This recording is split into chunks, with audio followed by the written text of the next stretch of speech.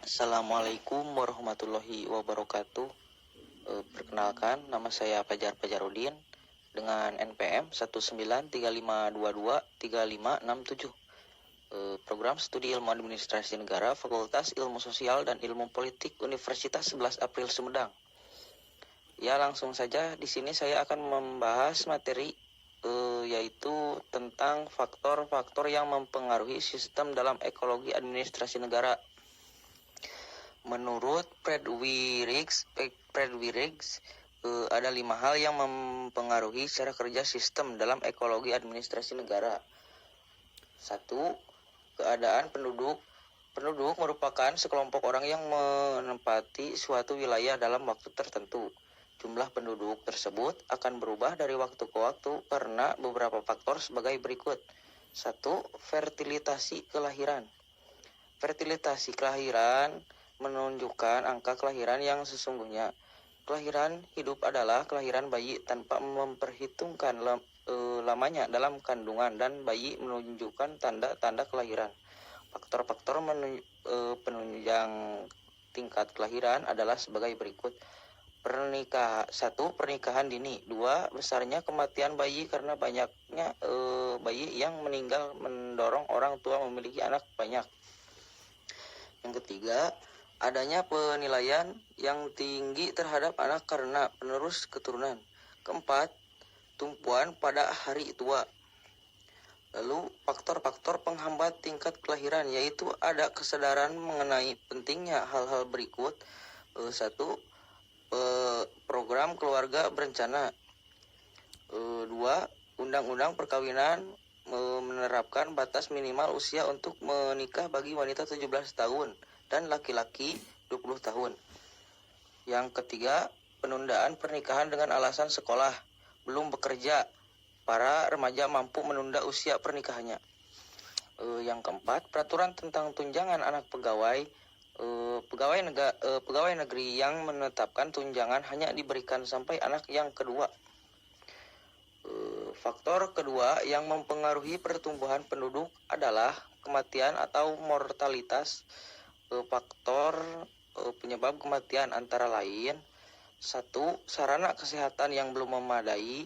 2. Tingkat kesehatan masyarakat masih rendah. 3. Kurangnya gizi. 4. Pencemaran lingkungan. Yang kelima, kecelakaan lalu lintas. Yang keenam, peperangan.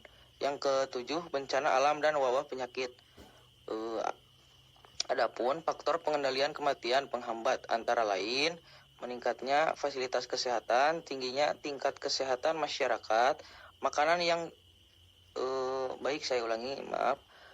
Adapun faktor pengendalian kematian penghambat antara lain: 1. Meningkatnya fasilitas kesehatan. 2. Tingginya tingkat kesehatan masyarakat. Yang ketiga, makanan yang cukup bergizi. 4. Lingkungan yang bersih dan teratur. Yang kelima, ajaran agama yang melarang bunuh diri dan membunuh orang lain. Yang keenam, keadaan negara yang damai. Selanjutnya ada migrasi penduduk. Migrasi penduduk adalah perpindahan penduduk dari suatu daerah ke daerah lain dengan tujuan untuk menetap, yaitu berada di daerah baru secara terus-menerus minimal 6 bulan. Jika kurang dari 6 bulan, perpindahan penduduk tersebut disebut mobilitas sirkuler. Alasan-alasan yang menyebabkan terjadinya migrasi yaitu ekonomi memperbaiki hidup. 2. Politik, yaitu adanya tekanan di tempat tinggal atau karena perbedaan ideologi. Yang ketiga, sosial, yaitu adanya tekanan dari tetangganya. Yang keempat, agama, yaitu tidak ada kebebasan dalam menganut agama sesuai dengan kepercayaannya. Yang kelima, kepadatan penduduk. Dan yang keenam, keadaan geografis. Yang ketujuh, melanjutkan pendidikan. Migrasi dibedakan menjadi 2, yaitu migrasi antara negara dan migrasi dalam negeri.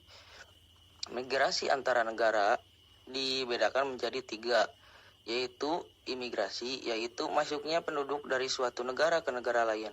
Yang kedua, emigrasi, yaitu keluarnya penduduk dari suatu negara ke negara lain. Yang ketiga, remigrasi, yaitu kembalinya penduduk dari negara lain ke negara asal. Migrasi dalam negeri adalah perpindahan penduduk dari daerah satu ke daerah lain masih dalam satu negara. Migrasi dalam negeri terdiri dari satu, transmigrasi perpindahan penduduk dari suatu pulau atau provinsi, yaitu yang padat penduduknya ke pulauan atau provinsi yang jarang penduduknya. Yang kedua, urbanisasi perpindahan penduduk dari desa ke kota dan tujuan mencari perbaikan hidup. Yang ketiga, faktor penarik terdapat di kota. A, di kota lebih lapangan kerja. B, adanya sarana prasarana di kota yang lebih lengkap. C, kota merupakan pusat berbagai aktivitas. D, upah kerja yang lebih tinggi. Selanjutnya di sini ada informasi penduduk. Informasi penduduk dapat diperoleh melalui kegiatan sensus, registrasi penduduk, dan survei kependudukan. Yang ke-1, sensus penduduk, yaitu proses pengumpulan, pengolahan, dan publikasi data kependudukan yang ada di suatu negara dalam periode jangka waktu tertentu. 2. Registrasi penduduk, yaitu proses pengumpulan keterangan mengenai peristiwa kependudukan harian. Yang ketiga, survei penduduk adalah pencacahan jumlah penduduk dengan cara mengambil contoh daerah tertentu dengan jumlah penduduk yang mewakili. Selanjutnya ada kualitas penduduk. Beberapa parameter yang dijadikan acuan untuk menentukan kualitas penduduk yaitu sebagai berikut.